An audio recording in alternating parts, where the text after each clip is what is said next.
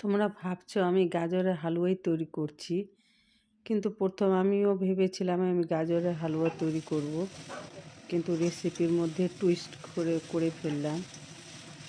গাজরের হালুয়া তৈরি করতে অন্য একটা রেসিপি করে ফেললাম। তো দেখো আমার রেসিপিটা, গাজরকে গ্রেট করে ঘিয়ে এলাচ দিয়ে ভেজে তার সঙ্গে দুধ মিশিয়ে দিলাম, এবার ভালো করে ভাজছি, তার মধ্যে চিনি মিশিয়ে দিলাম। চিনি মিশিয়ে ভালো করে হালুয়ার মতনই সেম প্রসেসে নাড়াচাড়া করে ভালো করে ভাজবো। দেখো ভাজতে ভাজতে জল শুকিয়ে এসে এরকম হয়ে যাবে, একদম গাজরের হালুয়াই বলতে পারো। আর গাজরের হালুয়া করেও খাওয়া যাবে, তার মধ্যে ড্রাই ফ্রুট দিয়ে দিয়েছি, একদম গাজরের হালুয়া।